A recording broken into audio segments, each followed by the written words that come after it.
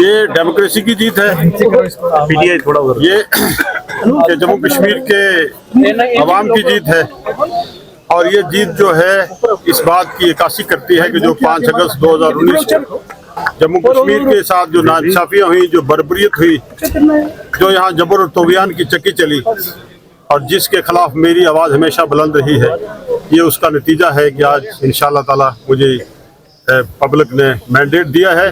और मेरा वो चैलेंज जिसमें मैं जब 5 अगस्त 2019 को स्टेट के तशख़्ख़ुस को तय किया, ज़ेरो ज़बर किया और हाउस अरेस्ट के बाद मैं मैंडर में पहली बार आया था, तो मैंने देश के प्रधानमंत्री साहब को चैलेंज किया था कि देश के प्रधानमंत्री साहब, अगर आपने अखलाकी ज़रूरत है आप इलेक्शन करवाइए और मेरे मुकाबले में इलेक्शन लड़िए।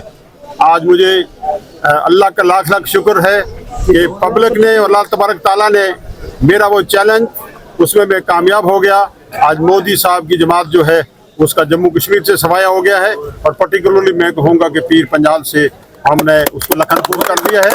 और मैं ये कहूँगा कि ये जीत डेमोक्रेसी की है, ये जीत यहाँ के जी शहूर वोटर्स की जीत है, जिन्होंने मेरे साथ दिन रात लगाए।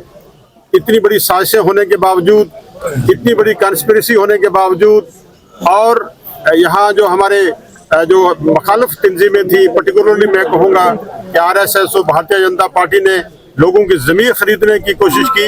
मैं हमेशा ये कहता रहा था कि जम्मू कश्मीर के लोग और पर्टिकुलरली खिता है पीर पंजाल के, यहाँ का गुज्जर, यहाँ का पहाड़ी ज़मीर फरोश नहीं है। उन्होंने अपनी ज़मीर का फैसला किया है और आज इंशाअल्लाह ताला हमें भारी जीत हुई है। वो मैं ये क्रेडिट जो है ये लोगों को दूंगा, नौजवानों को दूंगा और मेरी माएँ, मेरी बहनें जो मेरे साथ चलती रही, उनको मैं ये क्रेडिट दूंगा। Thank you sir.